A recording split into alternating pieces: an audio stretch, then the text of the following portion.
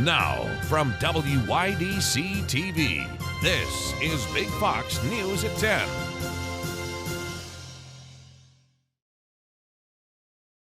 Good evening, I'm Anna Manuel. Snow, and more snow. Today's weather felt more like December than March. Let's go to Sam Ryan for the very latest on this winter storm. Sam? Hi, everyone. I'm meteorologist Sam Ryan. That nor'easter continues to pull away and weaken a little bit, but here's a time lapse of that satellite footage as we went through our Tuesday. And we still have winter storm warnings out to the east and to the north. A winter weather advisory technically until Wednesday morning, but we're going to see that chance of precipitation quickly drop off through the overnight. We have another system moving in, though, before the end of the week. I'll have more on that coming up with your full forecast. All right, thank you, Sam.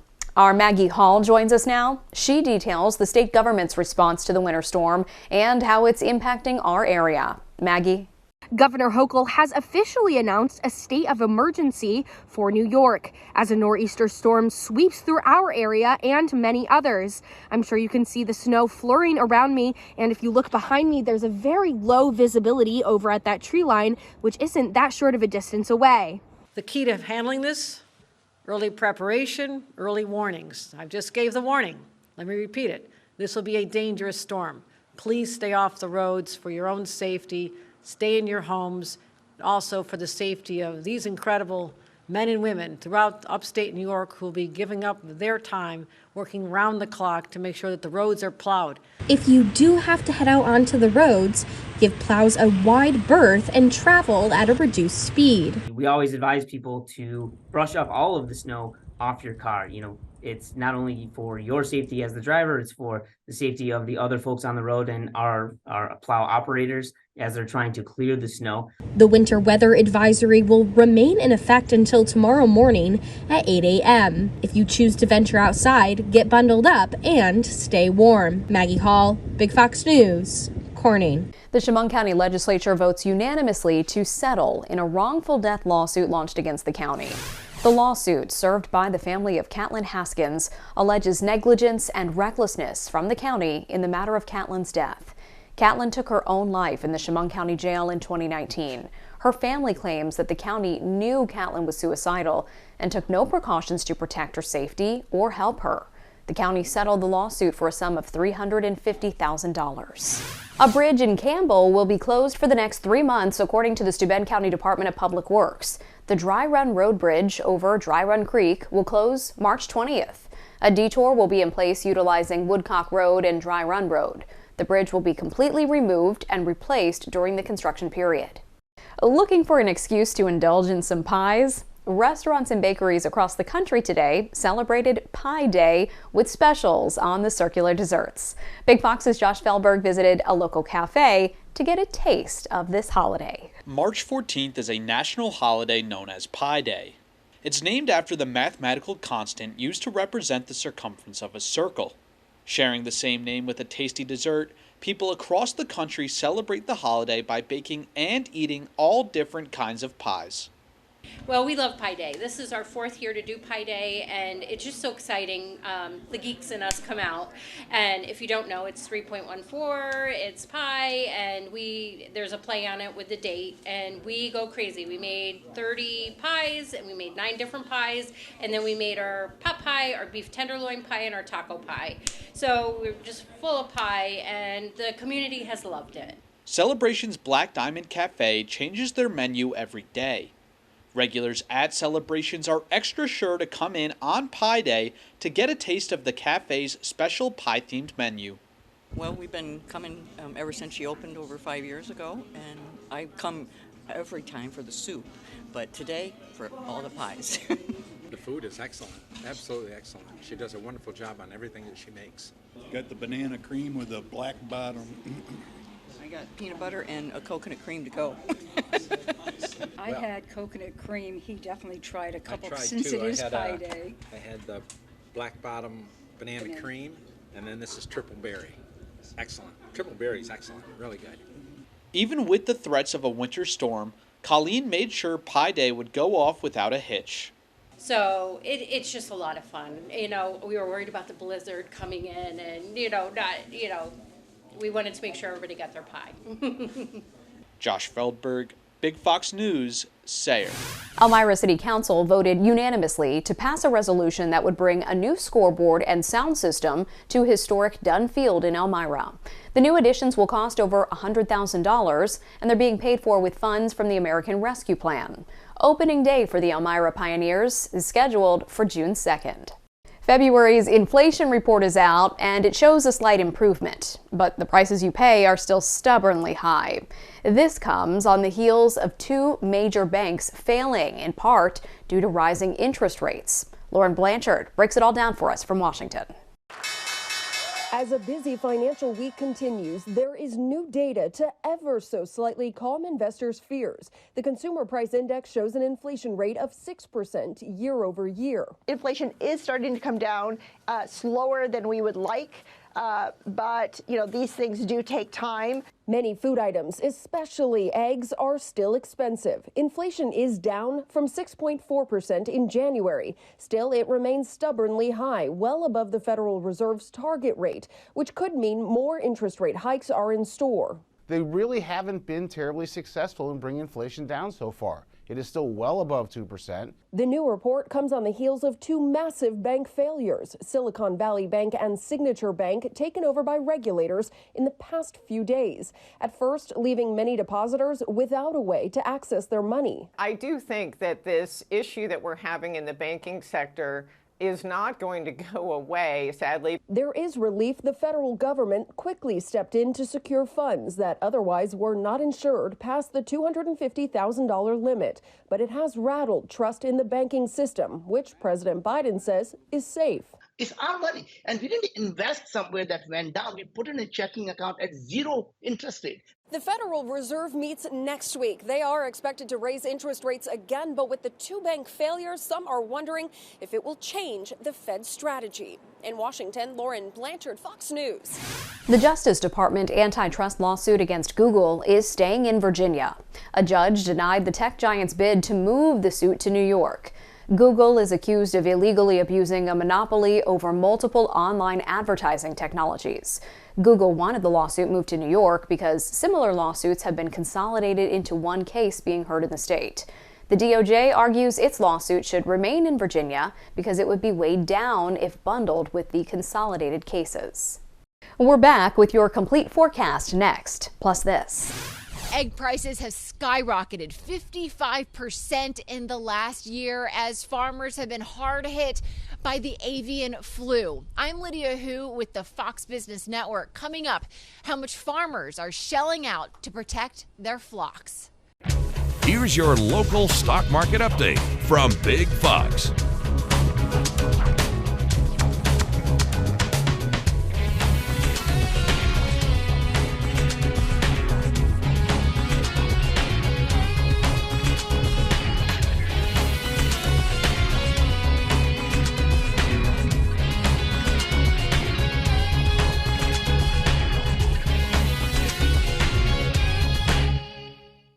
Now, your Twin Tiers forecast from Big Fox.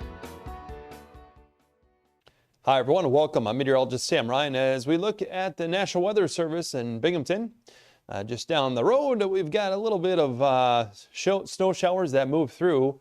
See some of that snow kind of building on the parking lot there. Not a whole lot, though. And a lot more, though, in Syracuse. Ended up seeing several inches up in that location. We had reports all over the place, eastern sections of the state to the north, of over a foot of snow. Here's a time lapse. This is by North Carolina as it's slowly moving north. Pretty awesome image here of the nor'easter forming. And we see all that convection with all those lightning flashes. And what's pretty cool is you can kind of see the differences in air masses coming together at this point. So we have sort of a warm front, a triple point, if you will, cold air coming down on the northwest side, that warm air off the ocean slamming into it. And we get a lot of that convection, which begins to increase towards the end of the loop here. So you see it just kind of meeting up with that colder air. Boom! Get that big explosion. Here it continued to move up to the north, and it's off the coast of Maine, heading to the east. As we go into the overnight, that's going to see everything taper off from west to east across the state. A remaining winter weather advisory till 8 a.m. Now, the snow chances are going to taper off here rather quickly overnight. However, we're still going to have the breezy wind as we go through the day Wednesday, leading to chances of blowing snow if you're traveling. That could cause some slippery conditions out there on area roadways. It's something just to be aware of. I don't know if you can necessarily plan for it. Next system arrives then on Friday.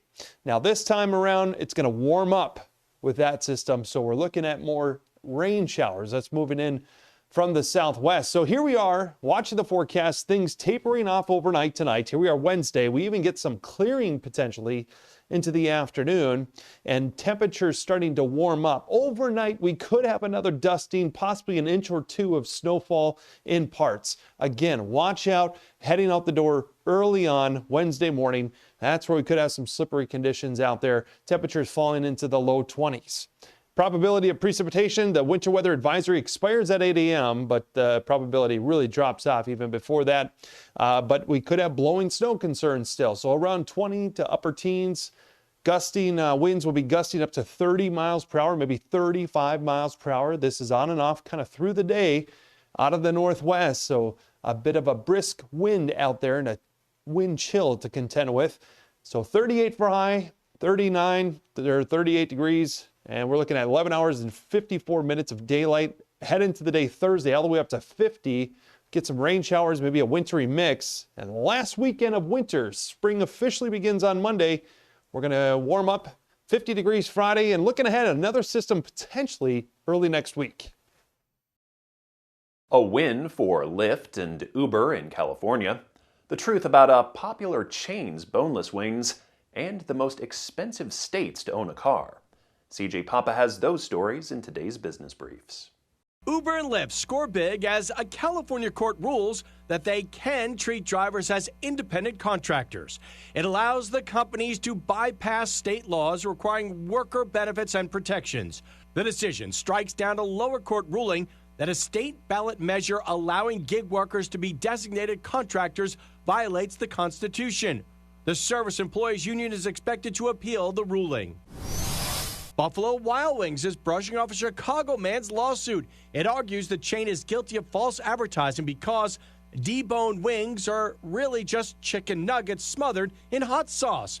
When asked about the case, Buffalo Wild Wings firing off this sarcastic tweet, admitting, quote, "It's true, our boneless wings are all white meat chicken. Our hamburgers contain no ham. Our buffalo wings are 0% buffalo." Finally, a new report finding California and Nevada are the most expensive states to own and operate a car. Other states high on the list, Maryland, Georgia, New Mexico, and Alaska. Gas prices and car insurance rates in those states the main culprits, according to Forbes. The Midwest ranks the lowest, with Ohio being the cheapest state to own and operate your ride. That's business. I'm CJ Papa. Egg prices have skyrocketed more than 70% over the past year, and the avian flu has been a big driver of that. Lydia Hu reports from an egg farm in Howell, New Jersey.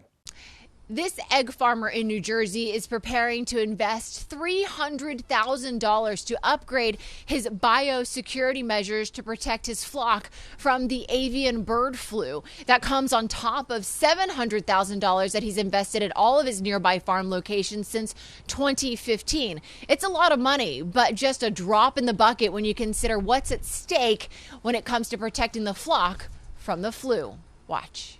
If I had a farm, one of my farms, a big production facility like my Delaware location, a cleanup like that would cost probably $15, $18 million. The avian flu is highly contagious to birds, and one way it is spread is through animal droppings that can be tracked inside the facility on shoes. So farmers work to keep wild birds away from the warehouse where 300,000 laying hens are housed here. One way, predator calls are played on loudspeakers. Listen. At the Delaware location, a sound cannon also routinely startles wild animals to keep them away, and workers that come in close contact with birds must change their clothes, trucks must be washed inside and out, and anything delivered disinfected.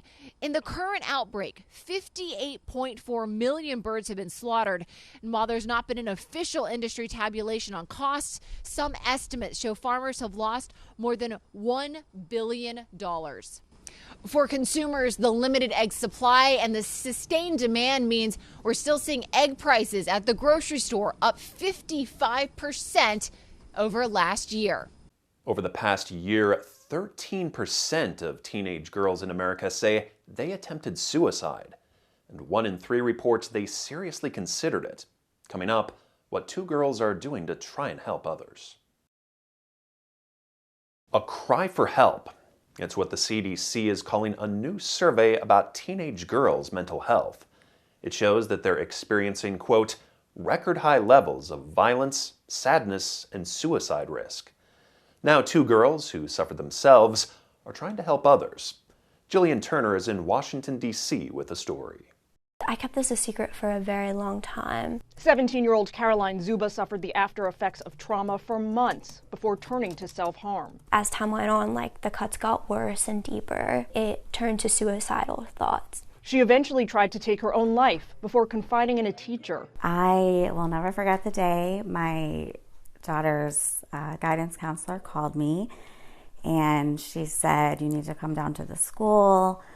Your daughter has been cutting herself." Caroline is now in recovery after 6 hospitalizations in 3 years, and she isn't an anomaly. Over the past year, 13% of teen girls in America attempted suicide. 1 in 3 seriously considered it, and 3 in 5 felt so persistently sad they stopped regular activities. CDC official Deb Oury calls the stats a disturbing wake-up call. That is really a cry for help.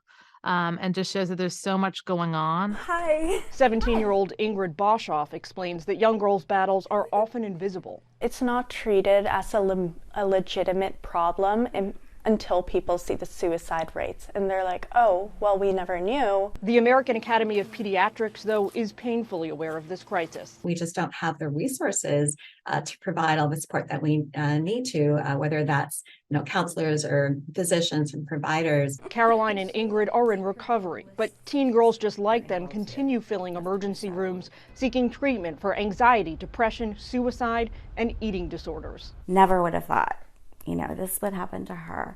Mental illness is not biased. Caroline and Ingrid now run a mental health club at their high school to advocate for teens and help others as they battle demons that are all too often invisible. In Washington, Jillian Turner, Fox News.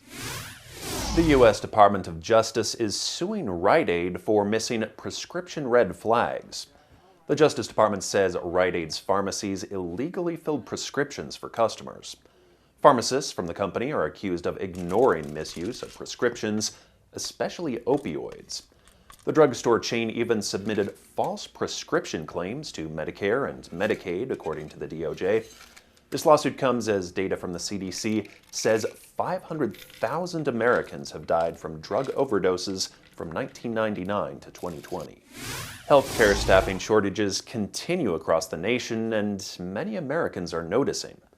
In a recent poll by Health Day and Harris Poll, 35% of people say they've noticed or been affected by the shortages. This is up by 10% from the prior poll's figures, which was just in November. Out of the participants who seek medical attention, roughly 3 out of 4 of them say they deal with delays and challenges. More women than men say the low staffing affects their medical care. It is National Sleep Awareness Week, and a new survey shows many people are not staying well rested. The survey by ResMed found more than 80% of participants say they experienced, quote, symptoms of disruption related to poor sleep quality. They include irritability, depression, and mood changes. According to the survey, 26% of women say they wake up still feeling tired. But there are some tips to help improve your sleep habits. ResMed recommends giving yourself time to unplug by turning off devices, and you can also create a relaxing sleep environment by keeping your room cool and quiet. Stay with us. We'll have more after the break.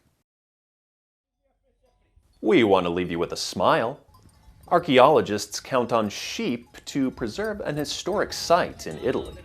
Sheep are grazing on the grass around Pompeii to protect ancient ruins in a sustainable and cost-effective way.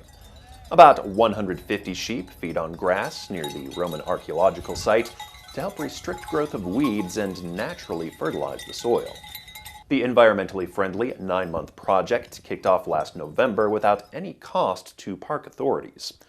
The director of the site says using ancient techniques and coexisting with the landscape is like going back to our roots. I'm Scott Beadle. Thank you so much for watching.